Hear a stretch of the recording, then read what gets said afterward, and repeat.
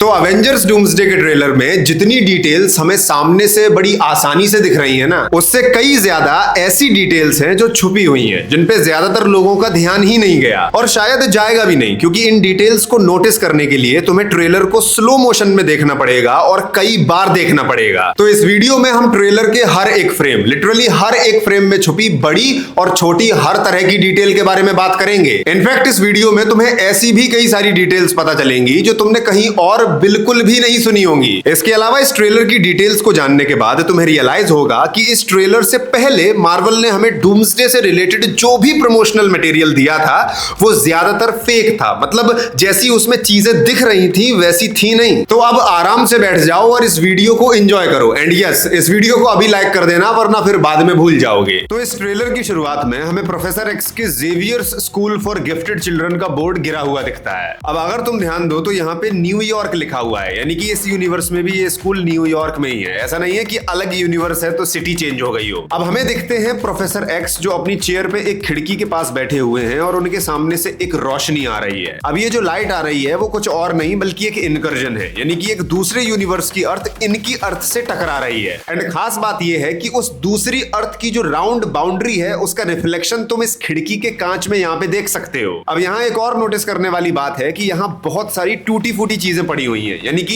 ये जो इनकर्जन वाला सीन है वो किसी तरह की लड़ाई के बाद का है। इसके अलावा एक और चीज कि इस खिड़की की जो डिजाइन है ना, ये याद रखना आगे काम आएगी। अब अगले शॉट में हमें डॉक्टर डूम का एक साइड लुक देखने को मिलता है। अब यहाँ पे इंटरेस्टिंग चीज ये है कि पीछे एक फाउंटेन है जो एक्स मेंशन का है, जिससे ये तो कंफर्म हो जाता है कि डॉक्टर डूम यहाँ पे एक्समैन के यूनिवर्स में है। अब यहाँ एक और चीज है, वो ये है कि पीछे एक काफी ब्राइट लाइट दिखती है जो देखने से लग सकता है कि सूरज है, और शायद वो सूरज है भी, लेकिन मुझे ऐसा डाउट है कि शायद ये कुछ और नहीं बल्कि दूसरे यूनिवर्स की अर्थ है जो एक्समैन की अर्थ से टकराने वाली है। अब ऐसा मैं क्यों बोल रहा हूं, ध्यान से सुनना। तो देखो, इस पहले वाले सीन में जब कोलिजन हो रहा था तब भी यहाँ पे कुछ ऐसी ही ब्राइट लाइट क्रिएट हो रही थी जो बहुत ज्यादा थी, क्योंकि ऑब्वियसली अर्थ बहुत पास में थी। लेकिन यहाँ पे मे भी अभी कुछ टाइम बचा है कोलिजन के लिए, क्योंकि ऑब्वियसली एकदम से थोड़ी नहीं अर्थ टकरा जाएगी, ये प्रोसेस धीरे धीरे होगी। इसके अलावा जब दो अर्थ पास में आएंगी तो दोनों की ग्रेविटी की वजह से और एक दूसरे के एटमॉस्फेरिक फ्रिक्शन की वजह से जो हीट क्रिएट होगी वो कुछ ऐसी ही लाइट क्रिएट कर सकती है। इसके अलावा एक और चीज जो इसे सपोर्ट करती है वो ये है कि शायद इस सीन के दौरान जो डॉक्टर डूम का वॉइस ओवर चल रहा है ना, कि कुछ होने वाला है जिसको टाला नहीं जा सकता है, एंड उसके लिए तुम्हें एक ऐसा डिसीजन लेना होगा जो तुम्हें दिन खत्म होने से पहले लेना है। अब इस लाइन का मतलब शायद इस बारे में यही है कि वो इनकर्जन की बात कर रहा है कि तुम इसे टाल नहीं सकते हो, एंड जिस डिसीजन की वो बात कर रहा है वो ये है कि अगर तुम्हें अपनी अर्थ को बचाना है तो सामने वाली अर्थ को डिस्ट्रॉय कर दो, क्योंकि एक इनकर्जन में या तो दोनों अर्थ डिस्ट्रॉय हो जाती है या तो कोई एक। तो अगर तुम्हें अपनी अर्थ को बचाना है तो दूसरी को डिस्ट्रॉय कर दो। लेकिन इस सीन को देख के लग रहा है कि ये लोग ऐसा करेंगे नहीं और कोलिजन हो जाएगा, या फिर ऐसा भी हो सकता है कि ये लोग बिल्कुल लास्ट मोमेंट पे कुछ करें जो ऑब्वियसली हमें यहाँ पे नहीं दिखाया गया है। फिर इसके बाद अगले शॉट में हमें नए अवेंजर्स लोगों की ब्रांडिंग के साथ मॉडिफाइड अवेंजर्स टावर दिखता है, जिसके अगले शॉट में हमें दिखता है कि फैंटास्टिक फोर के शिप से थॉर और फैंटास्टिक फोर बाहर आ रहे हैं। अब खास बात यह है कि इसका जो अगला शॉट है जहां पे हमें सैम, बकी और स्कॉट खड़े हुए दिखते हैं,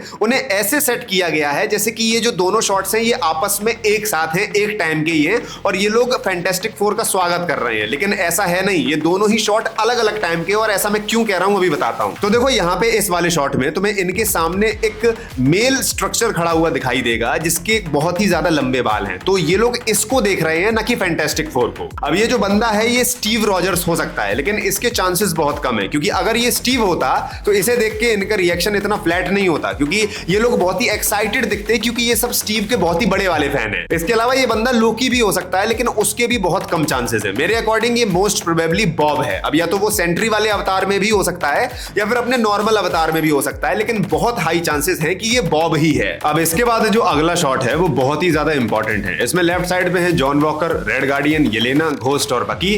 राइट साइड में है सैम, एंटमैन और थॉर, एंड बीच में है फैंटास्टिक फोर। लेकिन यहाँ इनके बीच का जो स्पेस है वो बहुत ही ज्यादा अजीब है। यहाँ पे पक्का मार्वल ने किसी कैरेक्टर को गायब किया है। खैर, अगर तुम यहाँ पे कोने में देखो तो यहाँ पे एक कैरेक्टर छुपा हुआ है, और ये कोई और नहीं है बल्कि बॉब है, क्योंकि यहाँ तुम इसे अपने सॉक्स वाले कैजुअल आउटफिट में नोटिस कर सकते हो। लेकिन ये सब कोई बड़ी बात नहीं है। बड़ी बात है ये पीछे का डायग्राम, जहाँ पे इनकर्जन को एक्सप्लेन किया गया है और पूरी मूवी का मेन प्लॉट यहीं पे छुपा हुआ है। तो ये जो तीन गोले हैं ये तीन अलग अलग यूनिवर्सेस की अर्थ हैं जो आपस में टकराने वाली हैं, एंड इन्हें टकराने में कितना वक्त बचा है है उसका टाइमर यहाँ पे पीछे चल रहा है। अब इस टाइमर में दिन और घंटे वाला पार्ट तो छुपा हुआ है, लेकिन मिनट्स और सेकंड्स विजिबल हैं, जहां पे 28 मिनट और कुछ सेकंड्स बाकी हैं। यानी कि ओवरऑल बात यह है कि टाइम बहुत ही ज्यादा कम है, जैसा कि डॉक्टर डूम ने ट्रेलर की शुरुआत में कहा भी था। अब अगले शॉट में हमें नेमोर दिखता है अपनी नई कॉस्ट्यूम और नई थ्रोन के साथ, जो पानी के बाहर बनी हुई है। एंड एक और चीज की ये जो थ्रोन है वो किसी बड़े समुद्री जीव के मुंह से बनी हुई है, क्योंकि यहाँ पे आसपास तुम दांतों को भी नोटिस कर सकते हो। अब नेमोर के सामने श्यूरी और वकांडन्स भी हैं। इसके अलावा बेन, सू, जॉन वॉकर, बकी, फैल्कन और घोस्ट भी हैं,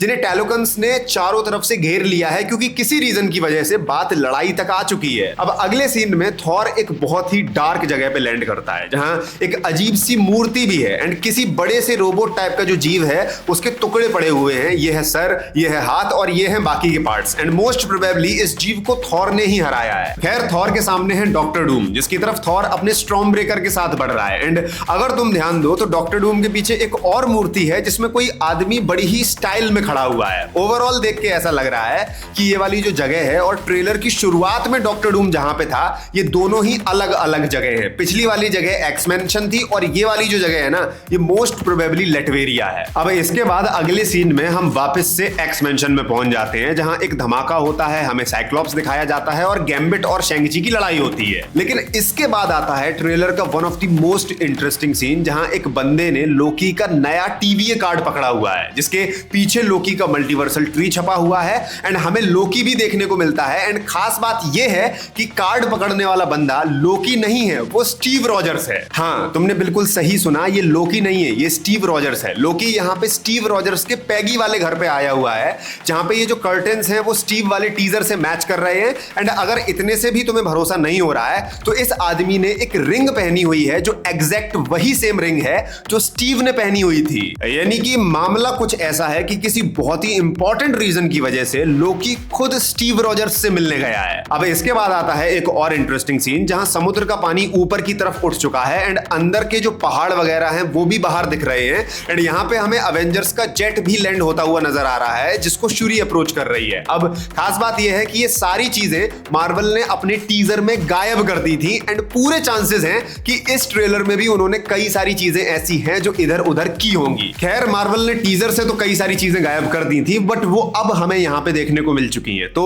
श्यूरी मिलती है बेन, सू, बकी, फैल्कन, घोस्ट और ये छुपे हुए जॉन वॉकर से, जिसकी टेढ़ी शील्ड यहाँ पे दिखाई दे रही है। एंड एक और बात की, ये जो पानी उठा हुआ है ना, इसने जमीन को एक सर्कल के रूप में घेरा हुआ है। देखो यहाँ पे तुम्हें इसकी जो बाउंड्री है वो घूमी हुई नजर आएगी। बाय द वे, हाँ, यहीं से ये लोग नेमोर से मिलने जाएंगे और फिर इनकी लड़ाई होगी। अब इसके बाद जो अगला शॉट है वो पहली नजर में बहुत सिंपल लगता है, लेकिन इसमें नोटिस करने के लिए बहुत सारी चीजें हैं। सबसे पहले तो इस ग्लास से कंफर्म हो जाता है कि ये लोग एक्स मैंशन में है। मैंने वीडियो की शुरुआत में तुमसे कहा था कि इस शीशे को याद रखना, ये आगे बहुत ज्यादा काम आएगा। और ये काम ऐसे आएगा कि अगर तुम्हें पूरे ट्रेलर में कहीं भी इस टाइप का शीशा दिख रहा है तो समझ जाना कि वो सीन एक्स मैंशन का ही है। एंड यस, यहाँ पे हमें हर्बी द रोबोट भी देखने को मिल रहा है। खैर, रीड यहाँ पे सैम, येलेना और ये छुपे हुए शेंग-ची को आगे बढ़ने से रोक रहा है, जिसके लिए उसने अपने हाथ स्ट्रेच करके लंबे किए हुए हैं ताकि सबको रोक पाए। लेकिन तुम येलेना को तो जानते ही हो, वो किसी की मानती नहीं है, तो वो उसके हाथ के नीचे से निकल के आगे बढ़ जाती है। अब अगले शॉट में मिस्टिक येलेना की स्टिक के टूटे हुए पार्ट को फेंकती है, जिसके बाद येलेना जब उस पे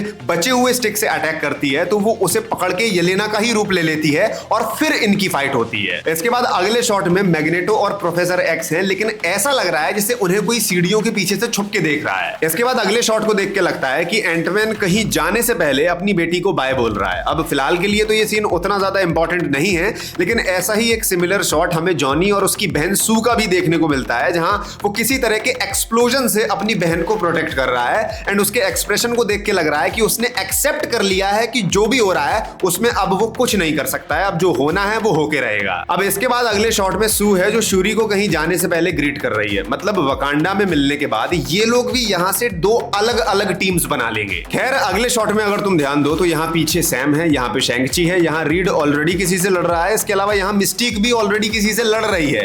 एंड तभी बीच में ऊपर से गैम्बिट आके अपना डंडा मार देता है और सब लोग इधर उधर जाके गिरते हैं। फिर इसके बाद इस शॉट में बात करने को बहुत कुछ है। तो यहाँ पे साइक्लॉप्स अपने आंखों से एक बीम छोड़ रहा है, लेकिन ये जो पीछे हमें एक बड़ा सा बंदा दिख रहा है ना, ये सेंटिनल्स नहीं है। अभी तक हमें लग रहा था कि ये सेंटिनल है, लेकिन नहीं, ये मोस्ट प्रोबेबली एंटमैन है, क्योंकि सेंटिनल्स का साइज इतना बड़ा नहीं होता है। इसके अलावा मैं ये नहीं कह रहा हूं कि सेंटिनल्स यहां पे होंगे ही नहीं। एक लीक्ड फुटेज में डॉक्टर डूम इसी जगह पे सेंटिनल्स को जिंदा कर देता है, तो मोस्ट प्रोबेबली एंटमैन अपना साइज उन्हीं सेंटिनल्स से लड़ने के लिए बड़ा करेगा। अब ऑब्वियसली साइक्लॉप्स बहुत ही ज्यादा दुखी है क्योंकि उसका कोई बहुत ही करीबी टपका है। इसके अलावा जैसे यहाँ पे एक्समैन वर्सेस अवेंजर्स हो रहा है ना, बिल्कुल वैसे ही यहाँ पे टालोकन्स वर्सेस वकांडन्स भी होगा और यहाँ पे नेमोर और सू भी आपस में फाइट करेंगे। लेकिन ऑब्वियसली बाद में इनकी दोस्ती हो जाएगी क्योंकि अगर तुमने कॉमिक्स पढ़े हैं तो तुम्हें पता है कि इनकी कुछ बहुत ही अच्छी सी कहानी है, कुछ बहुत ही प्यार भरी कहानी है। खैर, इसके बाद आता है ट्रेलर का सबसे पीक शॉट जहां पे थॉर डॉक्टर डूम के ऊपर अटैक करता है, लेकिन डॉक्टर डूम उसे केवल 2 उंगलियों से रोक देता है। अब अगर तुम इस सीन को स्लो मोशन में देखो तो यहाँ पे डॉक्टर डूम ने अपने मैजिक का यूज किया है क्योंकि यहाँ पे तुम्हें ग्रीन कलर की लाइटनिंग भी देखने को मिलेगी।